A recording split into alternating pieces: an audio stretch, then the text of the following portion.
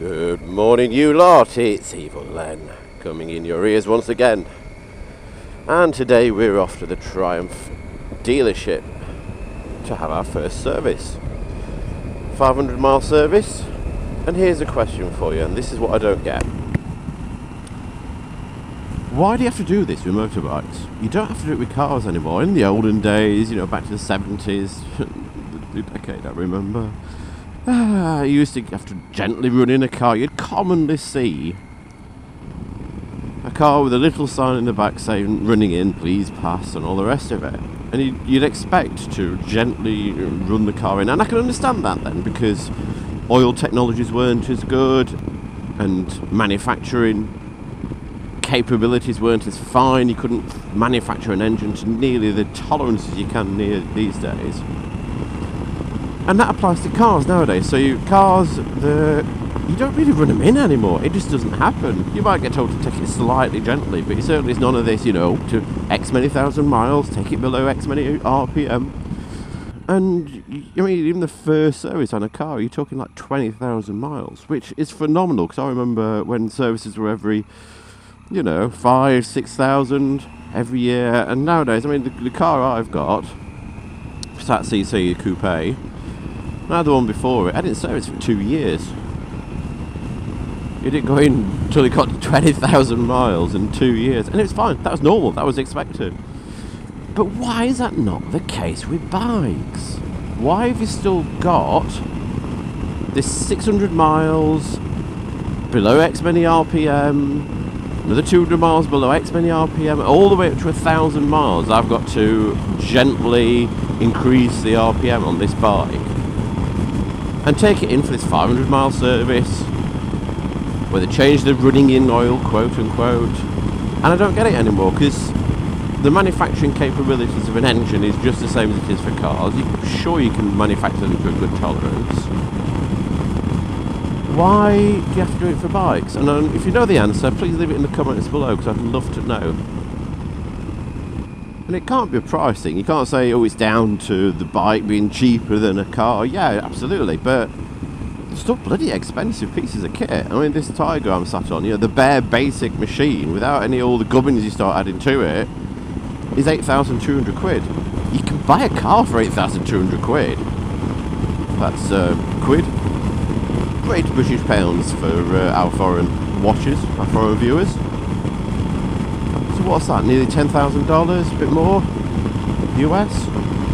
So they're not cheap bikes, and you get a hell of a lot less on a bike than you do on a car. And here's another thing, right? So my father, he used to work in a steel factory, forges actually, in Sheffield. Before all that kind of thing died away and destroyed itself and went the way of the dodo.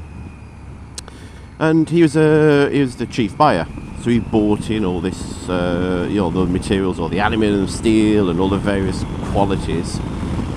Now you can get nuts and bolts that are in stainless. You can get nuts and bolts that are in aluminium or aluminum. For our foreign visitors, and you can get different grades. You can get cheap grades that'll fur or rust or corrode, and you get decent quality stuff. Now you take a motorbike. I'm riding this now. It's not raining. No, it's tiddling down overnight. It's a little bit wet on the ground, a little bit moist. My favourite word, moist.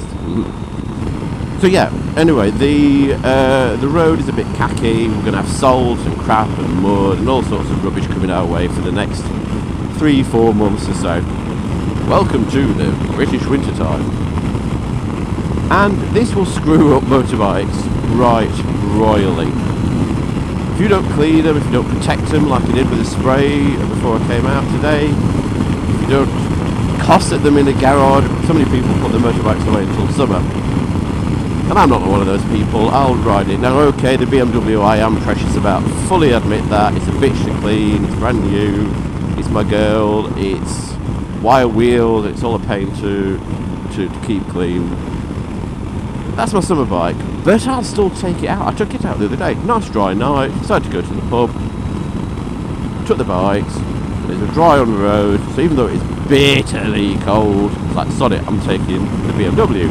I'll ride, we'll both ride, myself and Kat, all the way through the year. Alright, yeah, in winter, you ride a hell of a lot less. Admitted. It's shitty a lot of the time, and that's just no fun. If it's Till Larsing it down, that's no fun. You don't want to do it. But if it's like this, you know, it's a bit wet on the ground, that's fine. Get out there, enjoy it. But motorbikes don't seem to be made to tolerate and survive this amount of crap. So they corrode really quickly.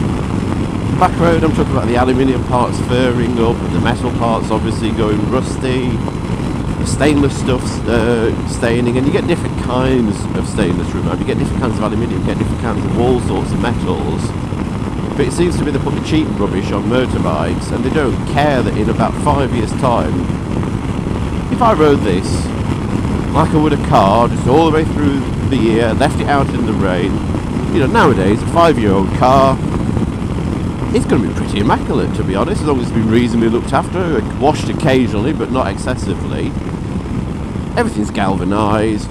Cars don't tend to rot like they did again when I was a kid in the 70s and the 80s. And, you know, as long as it's not been dented or banged and crashed into, as long as it's been reasonably looked after, a car will last easily 10-15 years. It's the mechanical parts nowadays that wear out before anything. And the bodywork's fine. Now if you can do that with cars, why can't they do it with bikes? Which again are not cheap things. You know, some bikes go up to £20,000. Some Ducatis, I was looking at a Multistrada, its best start part of £18,000. I couldn't justify that myself, apart from the fact I wasn't too keen on the bike. The start it was too tall for me, and I kept damaging my bike, getting on and off the damn thing.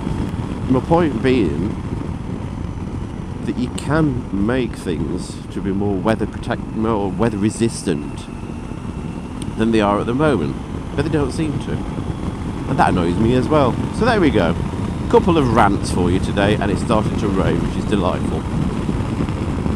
So why do you have to run in a bike when you don't a car anymore? Why are bikes not nearly as weather proof as they really ought to? You ought to be able to, in this day and age, leave a bike out in all the shit and all the rest of it, not clean it, and it wouldn't be in such a shitty condition after just a couple of years if you abused it, as modern bikes are. Good night to you lot. So, no cat with me today. She's safely in bed. I'm going to go and get this girly serviced. Come back, edit this video to see you later. Bye bye now.